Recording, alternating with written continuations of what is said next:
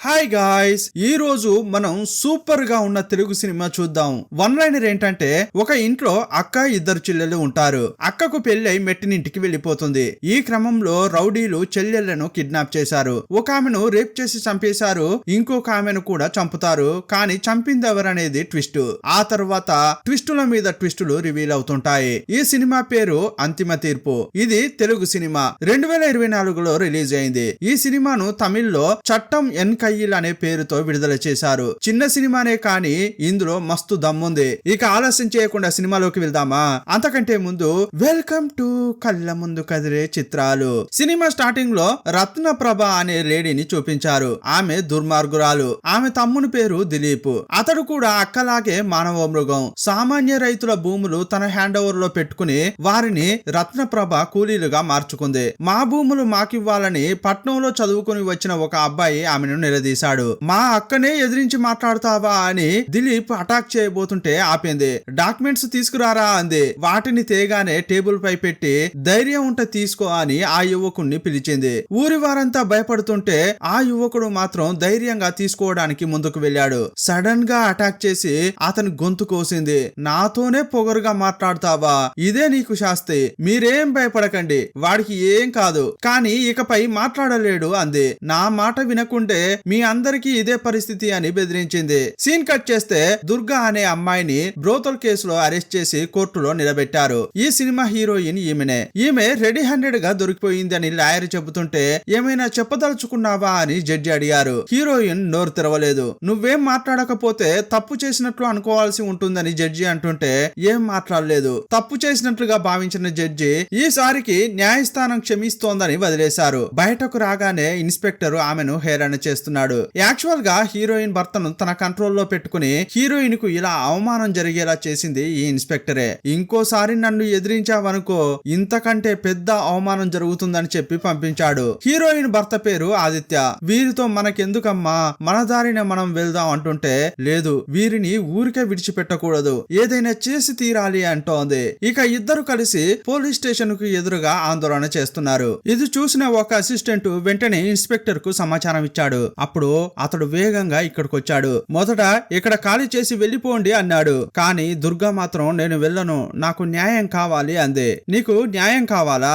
సరే త్వరలోనే ఇస్తా అని లోపలికి వెళ్ళాడు. ఈ ఇన్స్పెక్టర్ లోపలికి వచ్చిన తర్వాత మందు కొట్టాడు. ఆమె న్యాయం అడిగింది కదా, న్యాయం చేస్తే పోలా అంటున్నాడు. దుర్గతో తప్పుగా నడుచుకోవాలని చూస్తున్నాడు. ఈ స్టేషన్ లో ఒక మంచి కానిస్టేబుల్ ఉన్నాడు. సార్ సార్ అలా చేయొద్దు సార్ అంటుంటాడు. కానీ ఆ ఇన్స్పెక్టర్ బయటకు వచ్చాడు. బయట చూస్తే భార్యాభర్తలు పడుకొని ఉన్నారు. బాగా నిద్రపోతున్న క్రమంలో ఇన్స్పెక్టర్ దుర్గ పక్కగా వచ్చాడు. ఆమెను తప్పుగా టచ్ చేస్తున్నాడు. వెంటనే ఇద్దరు లేచారు. సార్ ఏం చేస్తున్నారు సార్? ఇలా చేయొద్దు సార్ అని ఆదిత్య అంటున్నాడు. రే నీ భార్య కదరా న్యాయం కావాలని అడిగింది, న్యాయం చేస్తా అంటున్నాడు. వద్దు సార్ అని ఆదిత్య ఆపాడు. కానీ ఇన్స్పెక్టర్ విన్ని పట్టుకోండ్రా అని కానిస్టేబుల్ కు చెప్పాడు. అతన్ని కానిస్టేబుల్ పట్టుకోగానే ఆమెతో తప్పుగా నడుచుకోవడానికి ప్రయత్నిస్తుంటాడు. అతడు అరాచకం చేస్తున్న క్రమంలో సడన్ గా అక్కడికి మీడియా వాళ్ళు వచ్చారు. అప్పుడు ఇన్స్పెక్టర్ భయపడిపోయాడు. మీడియా వాళ్ళందరినీ సూర్య అనే అతడు తీసుకొచ్చాడు. ఇతడు కూడా మీడియా మనిషే.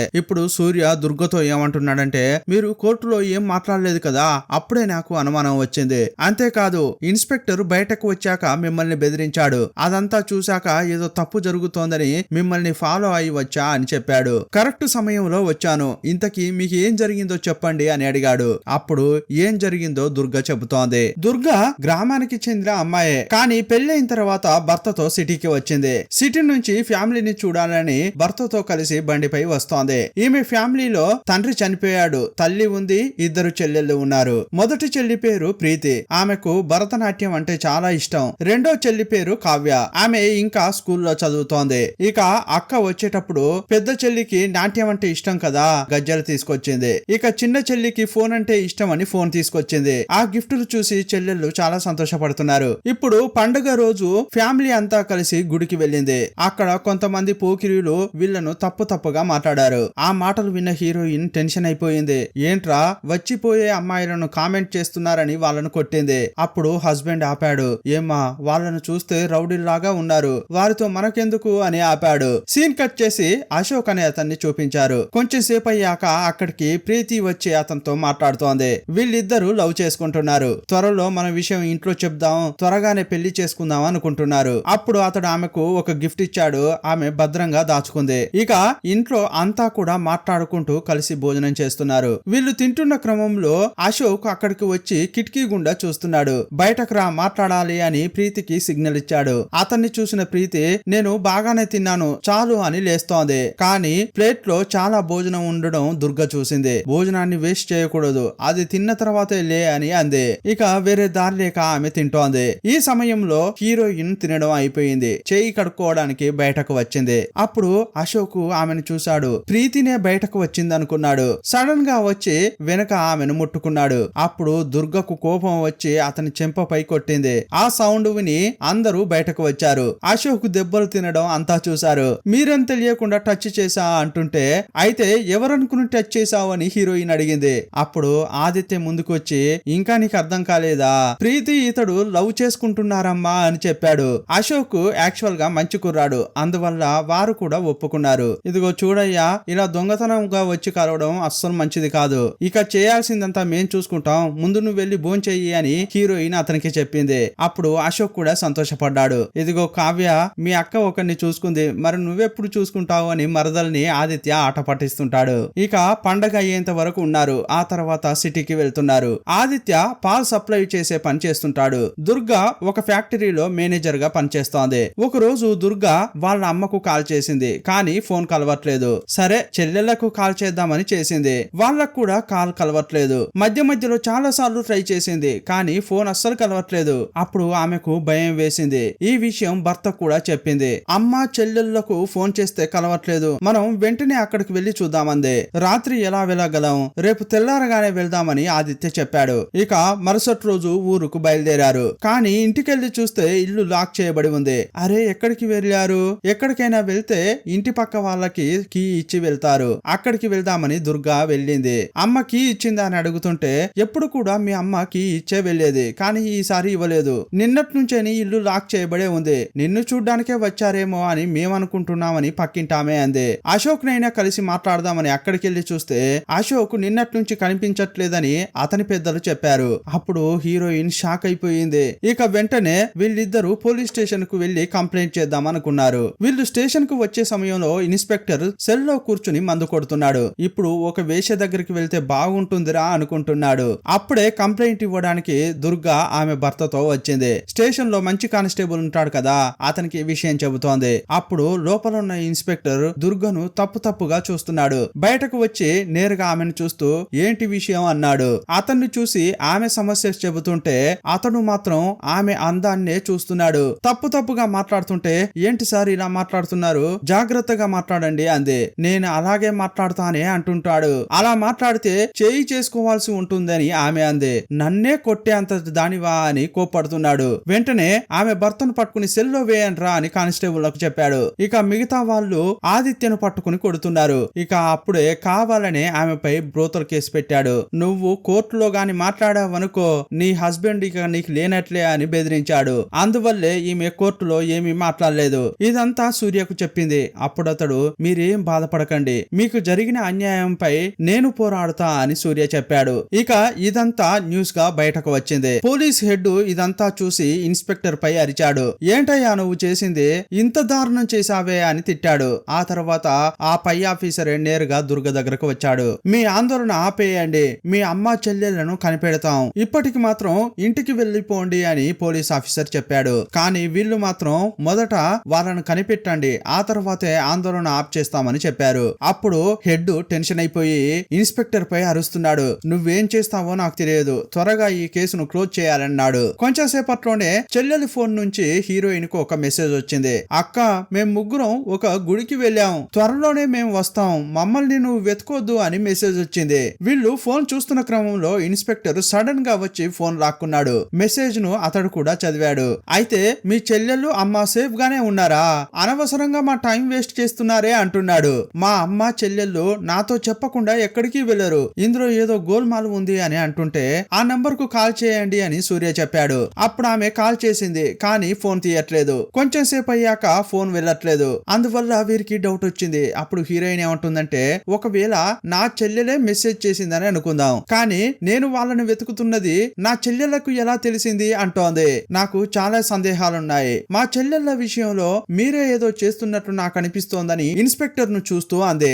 స్టార్టింగ్ నుంచేని ఈ కేసును మీరు సీరియస్ గా తీసుకోలేదు, అందువల్ల మీరే ఏదైనా చేశారా అంటోంది. నేనేం చేస్తా అని కోపంగా అతడు వెళ్లిపోయాడు. అలా వెళ్లేటప్పుడు రౌడీలకు సిగ్నల్ ఇచ్చాడు. అప్పుడు రౌడీలు ఇదంతా మేం చూసుకుంటాం, మీరు వెళ్లిపోండి అన్నారు. అప్పుడు ఆదిత్య, సూర్య కలిసి రౌడీలపై అటాక్ చేశారు. పెద్ద ఫైటింగే జరిగింది. అప్పుడు రౌడీలు భయపడి పారిపోయారు. సీన్ కట్ చేస్తే అశోక్ కుంటుతూ నడుచుకుంటూ వెళ్తుంటే పోలీసులు చూశారు. ప్రీతి యొక్క బాయ్ ఫ్రెండ్ ఇతడే అనేది పోలీసులకు తెలుసు. ఇక్కడ నువ్వేం చేస్తున్నావురా, బండెక్కు అని ఇన్స్పెక్టర్ అన్నాడు. సార్ నేను ఏ తప్పు చేయలేదు సార్ అని అంటుంటే వినకుండా జీప్ లో ఎక్కించుకుని తీసుకెళ్తున్నారు. అతడు స్టేషన్ లోకి వెళ్తుంటే అశోక్ ను దుర్గ కూడా చూసింది. అశోక్ నువ్వు కనిపించకుండా పోయావే, ఎక్కడికి వెళ్ళావు, నా చెల్లెళ్ళెక్కడా అంటోంది. అప్పుడు ఇన్స్పెక్టర్ ముందుకు వచ్చి ఇంకా నీకు అర్థం కాలేదా, నీ చెల్లెళ్లను నీ ఫ్యామిలీని ఇతడే ఏదో చేసి ఉంటాడు, విచారించాల్సిన విధంగా విచారిస్తే అన్ని నిజాలు బయటకు వస్తాయి అంటాడు. ఇతడు ఏమీ చేసి ఉండడు అని దుర్గా అంటోంది. ఆ విషయం నేను చెప్పాలి అని అశోక్ ను లోపలికి లాక్కెళ్ళాడు. ఇప్పుడు న్యూస్ లో ఏం వస్తుందంటే కనిపించకుండా అమ్మాయిలు పోయారు కదా, ఆ కేసులో బాయ్ ఫ్రెండ్ దొరికాడని చెబుతున్నారు. అశోక్ పై ఎలాంటి తప్పు ఉండదు అని హీరోయిన్ చెప్పింది. అందువల్ల ఎలాగైనా చేసి అతన్ని బయటకు తీసుకురావాలని లాయర్ ను వెళ్లి కలిశారు. ఈ కేసును నేను చూసుకుంటా అని లేడీ లాయర్ చెప్పింది. ఆ ముగ్గురిని ఏం చేసావురా, నిజం చెప్పరా అని ఇన్స్పెక్టర్ అతన్ని కొడుతున్నాడు. నేనేం చేయలేదు సార్ అని అశోక్ చెప్తున్నాడు. నిజం చెప్పరా అని టార్చర్ చేశారు. ఇప్పుడు కోర్టులో హాజరుపరిచారు. అప్పుడు ఆ లేడీ లాయర్ ఇతనికి సపోర్ట్ గా వాదిస్తోంది. అశోక్ ప్రీతి అనే ఆమెను సిన్సియర్ గా లవ్ చేశాడు. ఆ ఫ్యామిలీని ఇతడు ఏమీ చేసి ఉండడు, కావాలనే ఇన్స్పెక్టర్ ఇతన్ని ఈ కేసులో ఇరికించి కేసును క్లోజ్ చేయాలని చూస్తున్నారని వాదించింది. మీరు ఏ తప్పు చేయలేదని చెప్పండి అని అశోక్ ను చూస్తూ అంది. కానీ అశోక్ మాత్రం ఏమీ మాట్లాడకుండా సైలెంట్ గా ఉండిపోయాడు. అప్పుడు ప్రాసిక్యూటర్ ఈ అశోక్ ను తప్పు పట్టేలా చాలా ప్రశ్నలు లేవనెత్తాడు. ఆ ఫ్యామిలీ ఎప్పుడైతే మిస్ అయిందో అదే రోజు ఇతడు కూడా మిస్ అయ్యాడు. దీన్ని బట్టి చూస్తే ఇతడే ఆ ఫ్యామిలీని ఏదో చేశాడు, కానీ ఇప్పుడు ఏమీ తెలియనట్లు నటిస్తున్నాడు అని ప్రాసిక్యూటర్ వాదించాడు. ఇతనిపై తప్పు ఉన్నట్లుంది, అందుకే నోరు తెరవట్లేదని జడ్జి కూడా అనుకున్నాడు. ఈ కేసును వాయిదా వేశాడు. ఈ అశోక్ ఎందుకు నోరు తెరవట్లేదు అని హీరోయిన్ ఆలోచిస్తోంది. ఇన్స్పెక్టరే బెదిరించి అతన్ని మాట్లాడకుండా చేసి ఉంటాడేమోనని డౌట్ వచ్చింది. అప్పుడు లాయర్ లేడీ చాలా టెన్షన్ అయిపోతోంది. అతడు నోరు తెరిచి ఏమీ మాట్లాడలేదు, అతడు నోరు తెరవకపోతే నేనేం చేసేది, ఇకపై నేనేం చేయలేను అంటుంది. అప్పుడు ఆదిత్య ఏమంటున్నాడంటే ఒకవేళ ఇన్స్పెక్టర్ చెప్పింది నిజమేనేమో, ఈ అశోక్ తప్పు చేసి ఉంటాడు, ఏం చేశాడో మనం తెలుసుకోవాలి అంటున్నాడు. ఇలా వీళ్ళు డిస్కస్ చేసేటప్పుడు ఒక న్యూస్ వస్తోంది. ఈ కేసును విచారిస్తున్న ఇన్స్పెక్టర్ యాక్సిడెంట్ లో చనిపోయాడు. నెక్స్ట్ ఈ కేసును డీసీపీ బోస్ విచారించబోతున్నట్లు చెప్పారు. ఈ బోస్ అనే అతడు నిజాయితీ పరుడు. ఈ కేసు అతని చేతికి వెళ్ళిందంటే మనకు న్యాయం జరుగుతుంది అని హీరోయిన్ అనుకుంటోంది. డీసీపీ బోస్ ఎలాంటి వాడనేది చూపిస్తున్నారు. ఇతడు డ్యూటీని చాలా కరెక్ట్ గా చేస్తాడు. కొన్నిసార్లు చట్టాన్ని చేతుల్లోకి తీసుకుని ఇతడు ఎన్కౌంటర్లు చేస్తుంటాడు. ఇతడు వచ్చేటప్పుడు హీరోయిన్ అతని కోసం ఎదురు చూస్తోంది. అప్పుడు స్టేషన్ లోపలికి ఆమెను పిలిచి విచారిస్తున్నాడు. అసలు ఏం జరిగిందో నాకు చెప్పండి అని అడిగాడు. అప్పుడు ఆమె మొదటి నుంచి ఏం జరిగిందో మొత్తం చెప్పింది. ఏం బాధపడకండి, మీ ఫ్యామిలీని త్వరలోనే కనిపెడతానని ఆ పోలీస్ ఆఫీసర్ చెప్పాడు. ఇప్పటి వరకు ఇన్స్పెక్టర్ విచారించిన ఫైల్ ని ఇవ్వండి అని కానిస్టేబుల్ ను బోస్ అడిగాడు. సార్ అతడు ఏమీ విచారించలేదు సార్ అని అసిస్టెంట్ చెప్పాడు. ఆ ఫ్యామిలీని మీరు ఎప్పుడైనా చూసారా అని ఊళ్ళో ఉన్న వాళ్ళందరినీ బోస్ విచారిస్తుంటాడు. అంతా కూడా మేము చూడలేదని చెప్పారు. యాక్చువల్ గా ఇప్పటి వరకు వీళ్ళ కస్టడీలోనే అశోక్ ఉన్నాడు. అశోక్ ఇంటిని కూడా చెక్ చేశారు, కానీ అనుమానించేలా ఏది దొరకలేదు. ఇప్పుడు అశోక్ ను పిలిచి నీకు ఏదో ఒక విషయం తెలుసు, అదేంటో చెప్పు, నువ్వు చెప్తేనే కేసు ముందుకు వెళ్తుందని బోస్ అన్నాడు. అతడు జరిగిన విషయం చెప్తున్నాడు. దిలీప్ అనే దుర్మార్గుడు గుడికి వచ్చాడు. అతనితో పాటే మాడ అయిన ఒక అసిస్టెంట్ ఉంటాడు. ఇప్పుడు ఒక అందమైన అమ్మాయి డాన్స్ చేయబోతోంది, వచ్చి చూడండి సార్ అని చెప్పాడు. సరే అని దిలీప్ లోపలికి వచ్చాడు. అక్కడ డాన్స్ చేసేది ఎవరంటే ప్రీతినే. ప్రీతికి డాన్స్ అంటే చాలా ఇష్టం కదా, ఎంజాయ్ చేస్తూ ఆమె డాన్స్ చేస్తుంది. ప్రీతిని చూడగానే దిలీప్ కు బాగా నచ్చింది. అంతా డాన్స్ ను చూస్తుంటే అతడు మాత్రం తప్పుగా ఆమెను చూస్తున్నాడు. ఎలాగైనా చేసి ఈమెను నా దగ్గరికి తీసుకురా అని అసిస్టెంట్ కు చెప్పాడు. ఈ అసిస్టెంట్ ప్రీతి దగ్గరికి వెళ్లి మాట కలిపాడు. ఏమ్మా నువ్వు సూపర్ గా డాన్స్ చేసావు, నీ డాన్స్ దిలీప్ సార్ కు బాగా నచ్చింది, వాళ్ళ అక్కతో నీ గురించే మాట్లాడాడు, నిన్ను ఎలాగైనా చేసి ఢిల్లీకి పంపించి అక్కడ డాన్స్ చేయించాలనేది అతని కోరిక, నీతో ఒకసారి మాట్లాడాలని అన్నారు. చేశారు, నువ్వు వస్తే ఢిల్లీకి వెళ్ళొచ్చు అని చెప్పాడు.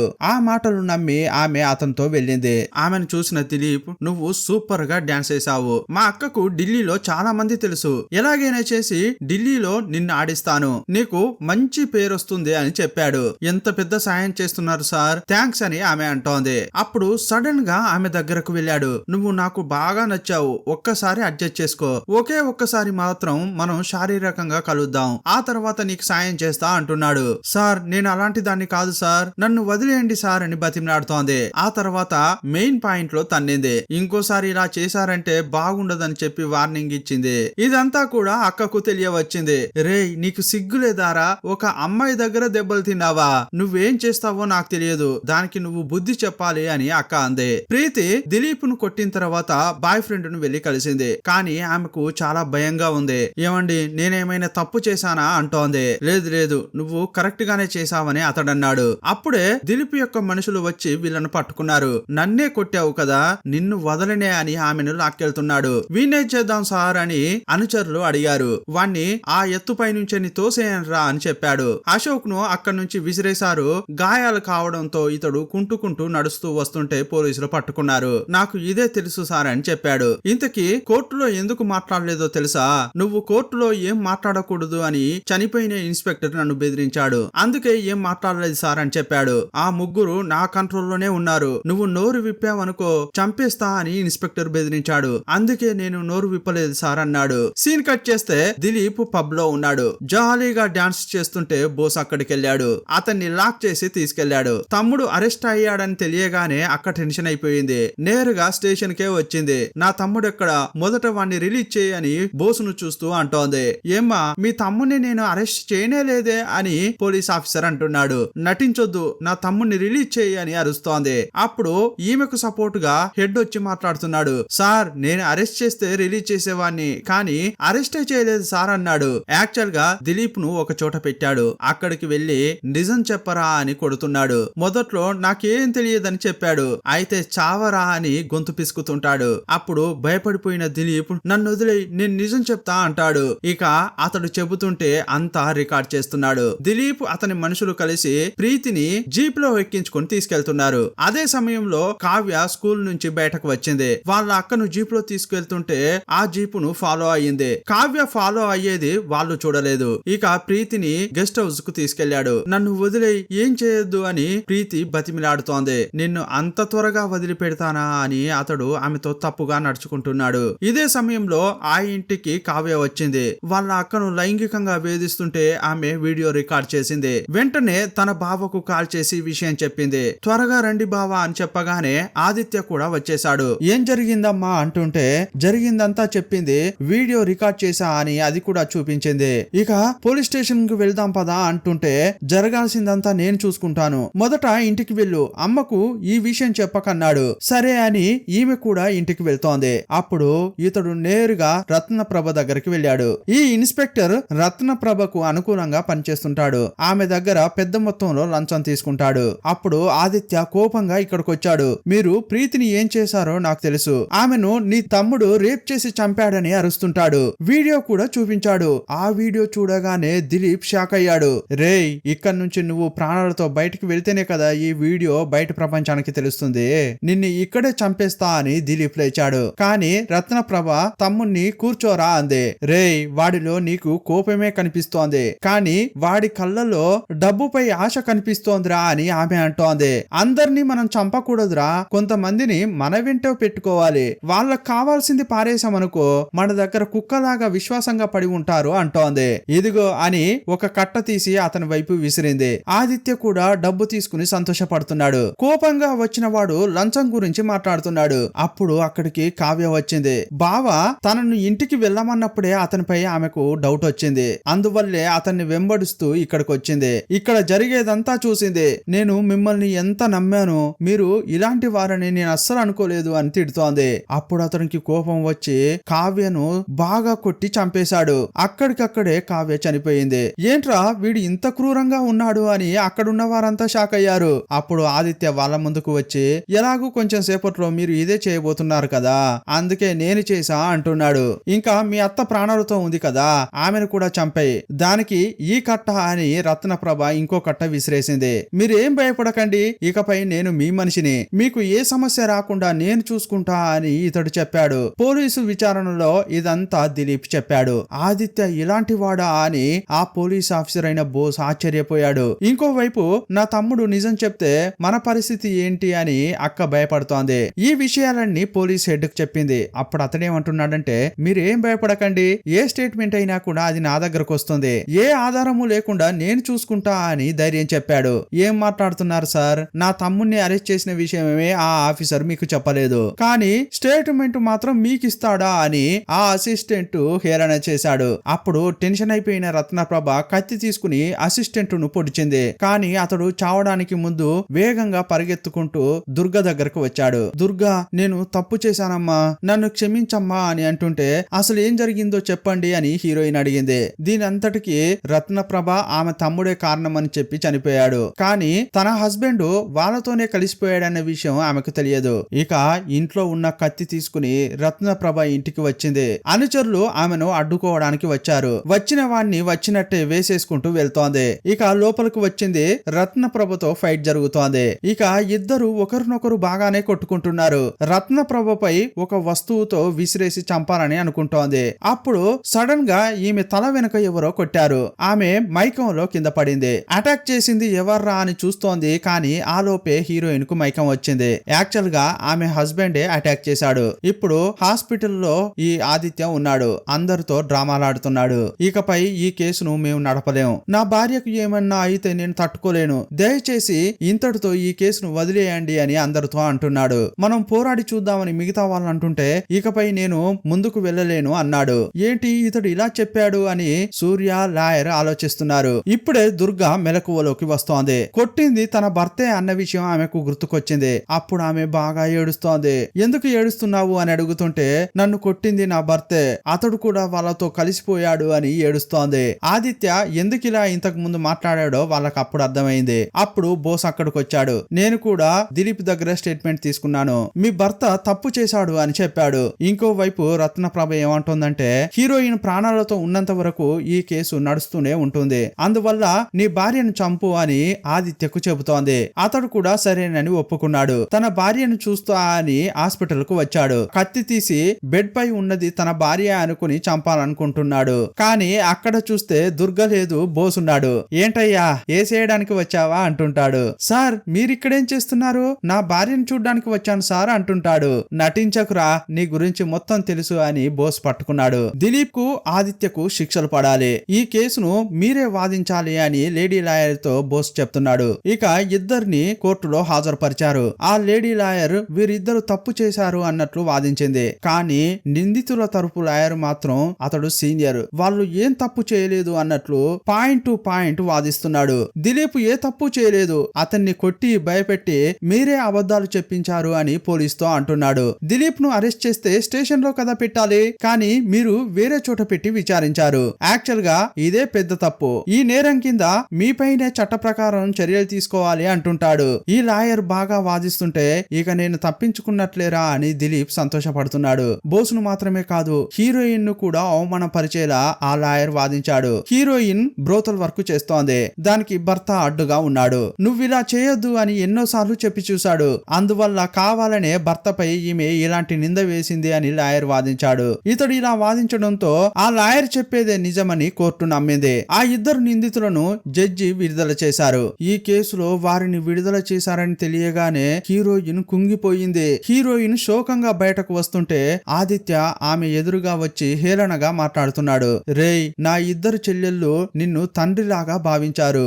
వాళ్లకు ఇంత ద్రోహం చేయాలని నీకెలా అనిపించింది అని అడుగుతోంది. ఆ రోజు నిజంగా నిలదీయడానికే ఆ చోటుకు వెళ్ళాను, కానీ డబ్బును చూడగానే నా మనసు మారిపోయింది. ఇంత డబ్బును నేనెప్పుడు సంపాదించగలను, నేను సంతోషంగా జీవించాలి, అందుకోసమే ఇదంతా చేశా అంటుంటాడు.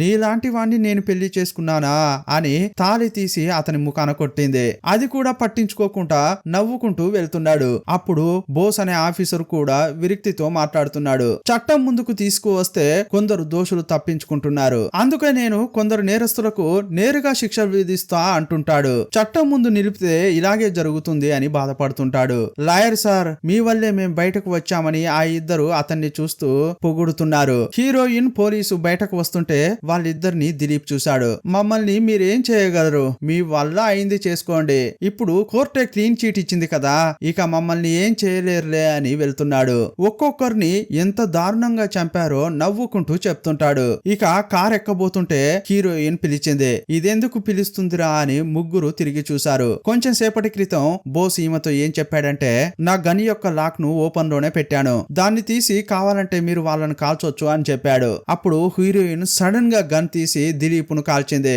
ఇదంతా చూసి రత్నప్రభ భయపడుతుంటే నెక్స్ట్ ఆమెను కాల్చింది. ఇక ఇద్దరు చావడంతో హస్బెండ్ కు బాగా భయం వేసింది. వేగంగా జడ్జి దగ్గరికి వెళ్లి కాళ్ళు పట్టుకున్నాడు. సార్ ఈ తప్పు చేసింది నేనే సార్, నాకు శిక్ష వేయండి సార్ అంటున్నాడు. కానీ హీరోయిన్ అప్పుడు ఆదిత్యను షూట్ చేసింది. నీలాంటి వాళ్ళను చంపడానికి నాలాంటి ఎంతో మంది దుర్గలు పుట్టుకొస్తూనే ఉంటారా అంటోంది. ఇంతటితో ఈ సినిమాను ముగించారు. ఈ సినిమాపై మీ అభిప్రాయం ఏంటో కామెంట్ బాక్స్ లో రాయండి. మరో సినిమాతో మళ్ళీ కలుసుకుందాం. అప్పటి వరకు బాయ్ బాయ్.